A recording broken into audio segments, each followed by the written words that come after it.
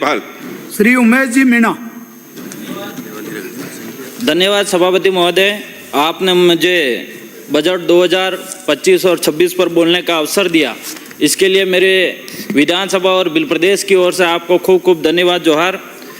सभापति महोदय, मैंने ये बजट घोषणा 19 तारीख को हुआ और लगातार 3 से 4 दिन मैंने ये इस बजट को पढ़ा और बजट पढ़ने के बाद मुझे ऐसा लगा कि ये बजट जो एक प्रदेश की जनता को जो उम्मीद थी, जो गांवों में उम्मीद थी, उसके आधार पे जो बजट नहीं दिया गया है। मैं आज जो प्रदेश और देश के अंदर देखा जाए तो 70% जनसंख्या गांवों में निवास करती है और 30% जनसंख्या शहरी में निवास करती है। लेकिन इस बजट के अंदर गांवों के लिए कोई स्पेशल बजट नहीं दिया गया है। ये बजट एक निराशाजनक लग रहा है मुझे, क्योंकि गांवों में आज सबसे ज़्यादा ज़रूरत है। आज गांवों के अंदर जो ग्राम पंचायत स्तर पे किसानों के लिए तालाब बनाने की ज़रूरत है, एनीकट बनाने की ज़रूरत है। हमारे 4 पंचायत 5 पंचायतों के बीच में एक मिनी डैम अगर बनाया जाए तो किसानों के लिए एक पानी की अच्छी सुविधा हो सकती है। इस पे ये बजट देने की ज़रूरत थी। माननीय सभापति महोदय, हमारे जो गांवों के अंदर और ग्राम पंचायतों के अंदर अभी तक आज़ादी के बाद 78 साल हो गए, इसके बाद भी डमरीकरण सड़कें नहीं बनी हुई है। वो डमरीकरण सड़कें गाँवों में देने की ज़रूरत थी। माननीय सभापति महोदय, आज मिसिंग लिंक की जो सड़कें थी वो भी सरकार ने बंद कर दी। मैं समझता हूँ उस मिसिंग लिंक के सड़कों के मार्फत से जो 2 गाँव या 2 ग्राम पंचायत की सड़कें जो बीच में रह जाती थी उसको जोड़ने का काम करता था। वो एक आम जन की सुविधा के लिए अच्छा काम था, लेकिन इस सरकार में बंद हो गया। इसलिए ये निराशाजनक बजट साबित हो रहा है।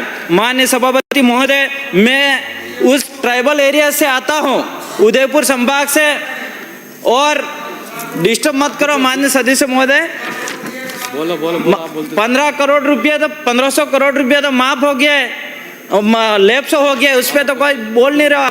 माननीय सभापति महोदय, मैं ट्राइबल एरिया से आता हूं, उदयपुर संभाग से, और वहां पे हमारे इस बजट के अंदर भी मैंने देखा वहां पे ऐसा कोई बड़ी घोषणा नहीं हुई है जो हमारे इस आदिवासी क्षेत्र के लिए अच्छा है।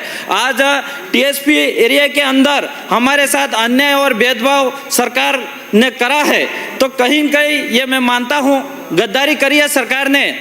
आज ये प्रदेश के अंदर जो बजट है वो पूरा राजस्थान प्रदेश का बजट है, न कि भारतीय जनता पार्टी का बजट है। आज मैं भारत आदिवासी पार्टी से विधायक बन के आता हूँ, लेकिन इस विधानसभा में खड़े रह के मैं बोलना चाहूँगा कि कहीं न कहीं प्रदेश के बजट के अंदर हिस्सा हमारे विधानसभा की जनता का भी बनता है। लेकिन सरकार को यह स्पष्ट करना होगा यह बजट पूरे प्रदेश का है या फिर किसी पार्टी विशेष का है।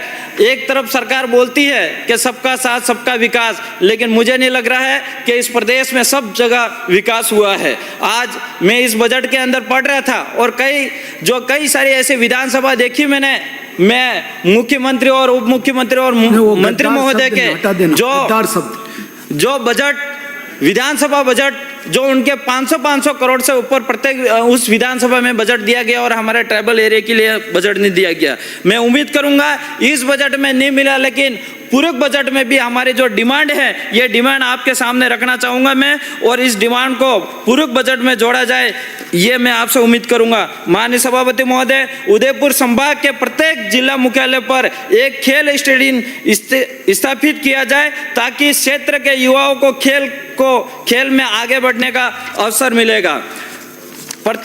दूसरी डिमांड है प्रत्येक जिला व ब्लॉक स्तर पर कालीबाई भील आवासीय विद्यालय छात्रावास खोले जाए, जिसमें आदिवासी विद्यार्थियों को गुणवत्तापूर्ण शिक्षा मिल सके, और उन सभी ब्लॉकों में सरकारी महाविद्यालय खोले जाए जो अभी तक इस सुविधा से वंचित है।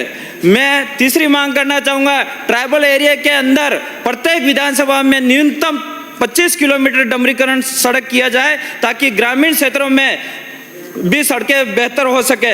मेरे विधानसभा की डिमांड करना चाहूँगा, आसपुर विधानसभा, मेरे विधानसभा के अंदर आसपुर CSC है, इसको उप जिला स्वास्थ्य क्रमबद्ध किया जाए, जिससे आम लोगों को बेहतर स्वास्थ्य सुविधा मिल सके।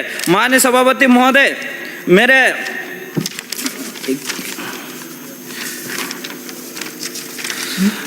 विधानसभा की जो कॉलेज की उच्च शिक्षा की बात करूंगा, आसपुर मुख्यालय पर जो सरकारी महाविद्यालय अभी तक नहीं खोला गया है, तो एक आसपुर मुख्यालय पे सरकारी महाविद्यालय खोला जाए। दोवड़ा ब्लॉक में जो कृषि विज्ञान केंद्र तो है, लेकिन वहां पे कृषि विज्ञान महाविद्यालय खोला जाए, ताकि क्षेत्र के किसान व छात्र आधुनिक कृषि से शिक्षा प्राप्त कर सके। दोवड़ा ब्लॉक में पाल लेम्बरवाड़ा में भी सरकारी एक महाविद्यालय खोला जाए।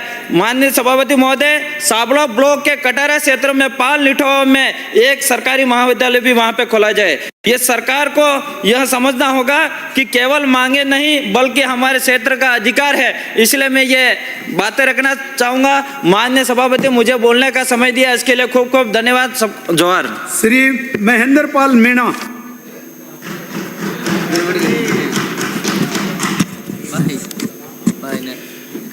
माननीय सभापति महोदय, आपका बहुत बहुत आभार। आपने मुझे बजट 2025-26 पर